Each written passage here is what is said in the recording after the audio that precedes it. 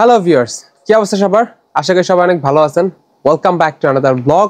আর drop টিয়ারের আজকের ব্লগটিতে আপনাদের সাথে স্পেনের যারা অনেকেই জানতে চাচ্ছিল যে স্পেনের বর্তমান রাজনৈতিক পরিস্থিতি কি, বা স্পেনের বর্তমান রাজনৈতিক পরিস্থিতি কি চলতেছে, বা এই রাজনৈতিক প্রেক্ষাপটটা যদি চেঞ্জ হয়ে যায় বা এই গভর্নমেন্টটা যদি চেঞ্জ হয়ে যায় তাহলে অভিবাসীদের ভাগ্যে কি ঘটতে পারে বা অভিবাসীদের ভাগ্যে কি ঘটতে যাচ্ছে, এই বিষয়টা আপনাদের সাথে একটু অবগত করতে চাই। কারণ বর্তমানে স্পেনের যে রাজনীতির যে সাইডটা আছে সেটা একটু বেশি উত্তপ্ত আছে, কারণ সংসদে এইসব বিষয় নিয়ে খুব বেশি কথা হচ্ছে।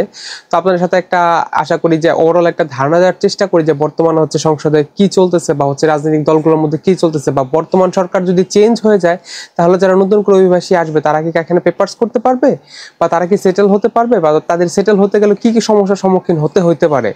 তো এইসব বিষয় নিয়ে আজকের ভিডিওটা তৈরি করেছি। তো let's get on the main videos.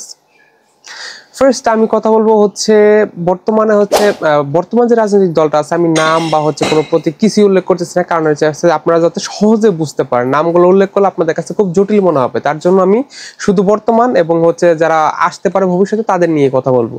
তো বর্তমানে যে গভর্নমেন্টটা আছে এটা খুব অভিবাসন ফ্রেন্ডলি গভর্নমেন্ট, আপনারা সবাই জানেন। এখানে বর্তমানে যারা যারা অভিবাসী হিসেবে আসতেছে আর ভবিষ্যতে যারা, যদি এই গভর্নমেন্ট থাকে, যে ভবিষ্যতে যারা আসবে তাদেরকে ভালোভাবে একটা সেটেলমেন্ট দিবে। 2 বছর 3 বছরের রুলসটা চেঞ্জ করে 2 বছরে নিয়ে আসা হচ্ছে।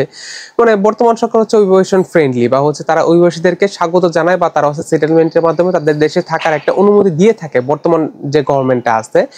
কিন্তু অপোজিট যারা আছে তারা সম্পূর্ণ অপোজিট। তারা চায় সম্পূর্ণ নতুন যারা অভিবাসী আসবে তাদেরকে আসার সাথে সাথে তাদেরকে বের করে দেওয়া হবে, কাগজ যাদের নাই তাদেরকেও বের করে দেওয়া হবে। এটা মানে যারা অপোজিটে আছে তাদের বক্তব্য যে আমার দেশে কোনো অবৈধ লোক থাকতে পারবে না।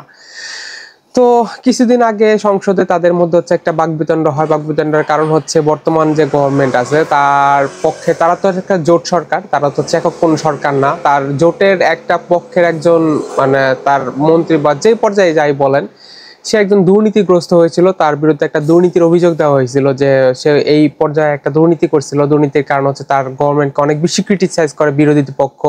এখানে তো বাংলাদেশের মতো না, তো বিরোধীর পক্ষের অপোজিট মানে খুব বেশি ক্রিটিসাইজ করার কারণে তাদেরকে এই বিষয়টা ক্ল্যারিফাই করতে হয় যে কি কতটুকু দুর্নীতির কারণে তারা কি এখন ক্ষমতায় থাকতে পারবে কি পারবে না, এই পর্যায়ে চলে গিয়েছিল সংসদীয় আলোচনাটা যে তাদের গভর্নমেন্ট এখন থাকবে কি থাকবে না। তো বর্তমানে যে সরকারটা আছে তাদের পক্ষে, মানে তাদের যে জোটগুলো আছে তাদের জোটগুলো বর্তমান গভর্নমেন্টকে সাপোর্ট দিছে যে না, দুর্নীতিটা হলেও আমরা তাকে সাপোর্ট করি। তার জন্য মোটামুটি বর্তমানে একটা স্টেবল পরিস্থিতিতে আছে সিচুয়েশনটা, যে তার সরকার থাকতে পারে। কিন্তু যদি তার জোটের যেসব লোকগুলো ছিল তারা যদি সাপোর্ট না দিত তাহলে বর্তমান সরকার হয়তো বা এই বছরের শেষেও একটা নির্বাচন হয়ে যাওয়ার সম্ভাবনাটা এরকম পর্যায়ে চলে গেছিল। তো চিন্তা করুন বর্তমানে এই সরকারটা যে সিস্টেমে চলতেছে, যদি হঠাৎ করে এই সরকারটা চেঞ্জ হয়ে যায় তাহলে অভিবাসীদের ভাগ্যে কি কি ঘটতে পারে সেটাই আগে বলছি। তো ভক্স পার্টি যারা আছে, মানে যারা অপোজিশন পার্টি আছে, তাদের সংসদে একটাই বক্তব্য, তারা অনিয়মিত অভিবাসী যারা আছে তাদেরকে সবাইকে ডিপোর্ট করে দাও, তাদের এই দেশে থাকার কোনো অধিকার নেই, তারা এই দেশের জন্য বোঝা। সে সরাসরি বলে দিচ্ছে আমি যদি ক্ষমতায় যেতে পারি তাহলে এই দেশের যত অবৈধ অভিবাসী আছে সবাইকে বের করে দিব। তো পর্তুগালে দেখুন একটা বিষয়, পর্তুগালে সবাই সেফ এন্ট্রি করতেছিল, সবাই ভালোভাবে থাকতেছিল, যাওয়ার পরই সেফ এন্ট্রি করা যাচ্ছিল। কিন্তু যখনই সরকার চেঞ্জ হলো, সরকার চেঞ্জ হওয়ার কিছুদিনের ভিতরেই একটা এমন একটা ঘোষণা দিয়ে দিল যেটা কিন্তু 3 দিনের ভিতরে কার্যকর হয়ে গেছে, যে যে আজ থেকে পরে থেকে আর সেফ এন্ট্রি যে সিস্টেমটা আছে সেটা এখানে অকার্যকর। তো চিন্তা করেন একটা বিষয়, যে 70 যে একটা বিষয়টা আছে সেটা এখানে অকার্যকর। তো যদি এই সরকারও যদি সামহাও চেঞ্জ হয়ে যায়, তাহলে যদি বিরোধী পক্ষরা ক্ষমতা আসে তারা হুট করে বলে দেবে যে এমপাদ্রিমিento করার মাধ্যমে যে সিস্টেমটা আছে সেটাও এখানে অকার্যকর হয়ে যাবে। তাই আপনাদেরকে বারবার বলি, যখন ইউরোপের কোনো দেশে সুযোগ আছে সেই সুযোগটাকে কাজে লাগান। আপনাদের কাছে জীবনের টাকাই সবকিছু না, সেই সুযোগটাকে কাজে লাগানোর মাধ্যমে আপনি যদি একটা সেটেলমেন্ট তৈরি করতে পারবেন, ভবিষ্যতে টাকা আপনি অনেক ইনকাম করতে পারবেন। কিন্তু ইউরোপের কোনো একটা দেশে যদি সেটেলমেন্ট আপনার না হয়, সেক্ষেত্রে এই টাকাটা সে দিন শেষে মূল্যহীন হয়ে যাবে। তো যে কথাটা বলতেছিলাম যে বর্তমান যদি বিরোধী দল ক্ষমতায় আসে তাহলে সরাসরি আঘাতটাই আসবে, মেইন আঘাতটা তাদের নির্বাচনী প্রচারণায় অভিবাসীদেরকে ফেরত পাঠিয়ে দাও, অভিবাসীদেরকে থাকার কোনো অধিকার নাই, মানে যারা ইলিগাল ভাবে এখানে স্পেনে আসবে তাদের থাকার কোনো অধিকার নাই। আর আরেকটা পক্ষ আছে ইয়ার পক্ষে থেকে, মানে বিরোধী দলের কিছু জোট আছে, তো তাদের পক্ষ থেকে আরেকটা পক্ষ বলতেছে যে হচ্ছে অভিবাসীদের যে হচ্ছে কি বলে এই যে অধিকার যেগুলো আছে, যেমন চিকিৎসা আছে, কিছু কিছু ক্ষেত্রে বিভিন্ন ধরনের সুযোগ সুবিধা পায়, তো এগুলোকে হচ্ছে আরো কমিয়ে দেওয়ার জন্য তারা সংসদে আলোচনা করতেছে। মানে বিরোধী পক্ষ যারা আছে তারা বলতেছে এটা কমাই দেওয়ার জন্য, আর যারা অপরাধ করবে তাদেরকে 100% ডিপোর্ট করে দেওয়ার কথা বলতেছে। সেটা লিগ্যাল ভাবে হইলেও সেটা ইলিগাল ভাবে হইলেও তাদের যতক্ষণ না তাদের সিটিজেনশিপ হচ্ছে, তাদেরকে হচ্ছে অপরাধ করলে তাদেরকে পাঠিয়ে দেওয়ার কথা বলতেছে বিরোধী পক্ষরা আর কি। বর্তমানে এই হচ্ছে সংসদে আলোচনা বিষয়। আর মুর্শিয়াতে রিসেন্টলি একটা ঘটনা ঘটছে, তো হচ্ছে সেখানে একটা অপরাধ কার্যক্রম পরিচালনা হয়েছে, কিন্তু সেখানে দেখানো হচ্ছে বেশিরভাগ হচ্ছে ইমিগ্রেন্ট যারা আছে তাদের কারণে এই অপরাধটা হয়েছে, কিন্তু আসলে তথ্যটা 100% সঠিক নয়।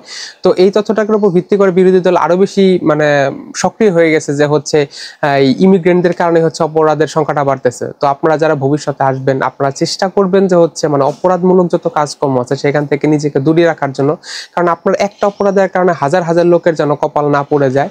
তা আপনারা সবাই সতর্কভাবে থাকবেন, স্পেনে আসবেন, কার্ড করবেন, কোনো সমস্যা নাই। কিন্তু বর্তমানে রাজনৈতিক প্রেক্ষাপট কখন কোথায় চেঞ্জ হয়ে যায় সেটা আসলে বলা যাচ্ছে না। কিন্তু এই সরকার মোটামুটি থাকতেছে 2027 সাল পর্যন্ত, এটা আশা করা যায়, কারণ হচ্ছে তার জোটের লোকগুলো যেহেতু তাকে সাপোর্ট করছে। তো আরো লোক যেহেতু এই সরকার আছে সেহেতু আপনারা হচ্ছে সেটেলমেন্ট এখানে পাবেন। সেটেলমেন্ট বর্তমান সময়ে কোনো প্রকার চিন্তা নাই, কিন্তু রাজনৈতিক প্রেক্ষাপট কখন কার উপর কি চলে আসে সেটা বলা যায় না। তো এটা হচ্ছে বর্তমান ওভারঅল একটা সিচুয়েশন যে হচ্ছে এই গভর্নমেন্ট যদি হচ্ছে চেঞ্জ হয়ে যায়, এই গভর্নমেন্ট চেঞ্জ হয়ে গেলে অভিবাসীদের উপর সবচেয়ে বড় একটা ধাক্কা আসবে এবং হচ্ছে অভিবাসীরা এর ভুক্তভোগী হবে। আর আপনারা জানেন হচ্ছে বর্তমান গভর্নমেন্ট একটা কি বলবো যে আইএলপি হচ্ছে বা গণবৈধতার যে বিষয়টা আছে সেটা উপস্থাপন করেছিল সংসদে। তো এটা তো বিরোধী দল সম্পূর্ণ হচ্ছে এটার বিপরীতে, কারণ হচ্ছে এটা তারা বলতেছে যে এটা হচ্ছে ওই অনিয়মিত অভিবাসীদের জন্য একটা গিফট, আমরা এই গিফট তাদেরকে দিতে চাই না, তারা হচ্ছে এমনিতেই হচ্ছে আমাদের দেশের জন্য বোঝা। তো বর্তমান গভর্নমেন্ট যতদিন আছে আশা করা যায় হচ্ছে আইএলপি বা হচ্ছে গণবৈধতার যে সিস্টেমটা আছে সেটা সিস্টেমেটিক ওয়েতে হবে। কবে হবে সেটা এখনো বলা যাচ্ছে না, কয় মাস লাগতে পারে। তবে এটা যদি বর্তমান গভর্নমেন্ট থাকে অবশ্যই আপনারা জানতে পারবেন আপডেটগুলো। আর এই ধরনের আপডেট যদি আপনারা আরো দেখতে চান বা এই ধরনের আপডেটগুলো যদি হচ্ছে আপনারা জানতে চান তাহলে আমাকে কমেন্টস করতে পারেন বা হচ্ছে আমার ফেসবুকে গিয়ে আমাকে টেক্সট করতে পারেন, সেখান থেকে আমি চেষ্টা করি সবার টেক্সটের অ্যান্সার দিয়ে দেওয়ার জন্য। আর হচ্ছে আমি স্পেন রিলেটেড বা হচ্ছে স্পেনের মানে সমসাময়িক বিষয়ের যতগুলো ভিডিও আছে সবগুলো দেওয়ার চেষ্টা করি, কারণ হচ্ছে যারা মানুষ আপডেটেড থাকতে পারে বর্তমানে স্পেনে কি হচ্ছে। শুধু এক কার্ডের লোভে আপনার স্পেনে চলে আসবেন এটা তো কোনো মানে নেই, আর অনেক দিক বিবেচনা করার আছে, কারণ কাজের সংকট, সার্ভাইভালের সমস্যা, বাসা ভাড়ার সমস্যা, সবকিছু মিলিয়ে যদি আপনারা চিন্তা করেন যে আসবেন তো অবশ্যই আসবেন।